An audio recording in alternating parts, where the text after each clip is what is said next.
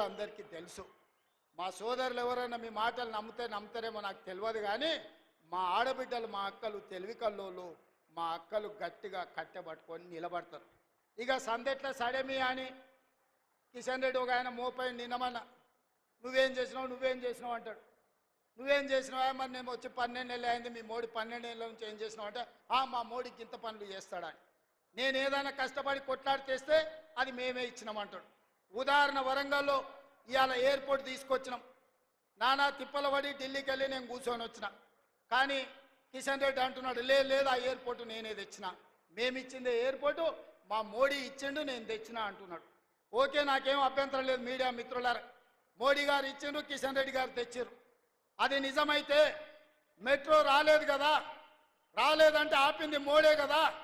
మూసి నది ప్రక్షాళనకు నిధులు రాలే కదా, ఆపింది మోడే కదా. ఆపమని చెప్పింది నువ్వే కదా.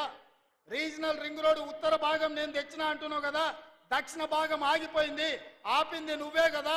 ఉత్తర భాగం కూడా క్యాబినెట్లో పెట్టకుండా టెండర్లు పిలిచిన వాయిదాలు వేస్తున్నది నువ్వే కదా. మా పాలమూరు రంగారెడ్డి ఎత్తిపోతలకు 60 టీఎంసీల నీటి కేటాయింపులు 10 ఏళ్ల నుంచి పెండింగ్ ఉన్నది కదా, ఆపింది నువ్వే కదా. ఈరోజు మా కాళేశ్వరానికి నీటి కేటాయింపులు, మా సమ్మక్క సారలమ్మ ప్రాజెక్టుకు నీటి కేటాయింపులు, మా సీతారామ సాగర్కు నీటి కేటాయింపులు కేంద్ర ప్రభుత్వం 10 ఏళ్ల నుంచి ఆపుతున్నదంటే మోడీ గారు ఆపినట్టే, కిషన్ రెడ్డి గారు చెప్పినట్టే కదా. ఈ లాజిక్ ఎందుకు మిస్ అవుతున్నావు కిషన్ రెడ్డి గారు అని నేను అడుగుతున్నా. వస్తేనేమో ఆయన ఖాతాలు రాసుకుంటాడట, రాకపోతేనేమో రేవంత్ రెడ్డి ఏం చేయలేదు అంటాడంట. నేను 55,000 ఉద్యోగాలు ఇచ్చిన, సంవత్సరానికి 2 కోట్ల ఉద్యోగాలు ఇస్తా అన్నాడు. 12 ఏళ్ళైంది ప్రధానమంత్రిగా మోడీ పదవి చేపట్టి 24 కోట్ల ఉద్యోగాలు ఇవ్వాలి. తెలంగాణ రాష్ట్రంలో నేను ఎల్బీ స్టేడియంలో తలలు లెక్క గట్టి 55,163 మందిని నేను తలలు లెక్క గట్టిస్తా. మీ మోడీ తెలంగాణలో ఎన్ని ఉద్యోగాలు ఇచ్చిండో నువ్వు లెక్క గట్టి చెప్పు కిషన్ రెడ్డి అని నేను అడుగుతున్నా.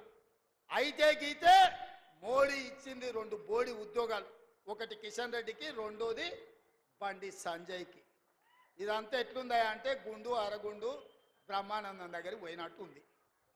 ఇవాళ నువ్వు ఏం తెచ్చినావో చెప్పు. ప్రత్యేకంగా నీ నియోజకవర్గంలో సికింద్రాబాద్లో వర్షాలు వచ్చి వరదల్లో మునిగిపోతే ఆనాడు హైదరాబాద్ ప్రజలకు లారీ పోతే లారీ ఇస్తాన్నారు, ఆటో పోతే ఆటో ఇస్తాన్నారు, బండి పోతే బండి ఇస్తాన్నాడు బండి సంజయ్ గారు. ఏమిచ్చిరు? సిల్లి గవర్నర్ ఇచ్చిరా అని నేను అడుగుతున్నా.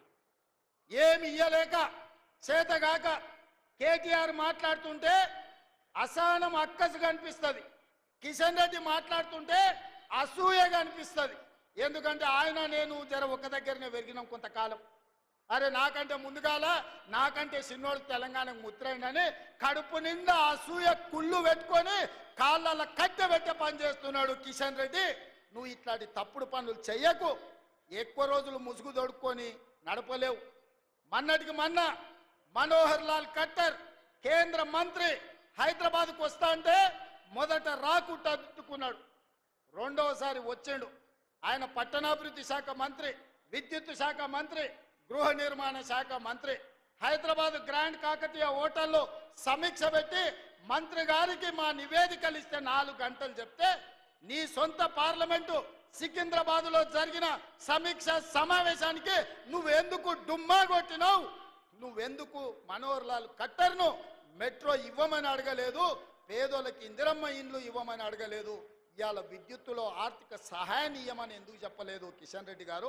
దీన్ని బట్టి నీ కుళ్ళేందో నీ అసూయేందో కళ్ళకు కనిపిస్తలేదా అని నేను అడుగుతున్నా. కానీ అదే సమావేశానికి ఈటల రాజేందర్ గారు వచ్చి మెట్రోను మేడ్చల్ వరకు ఇవ్వమని అడిగిన మాట నిజం కాదా?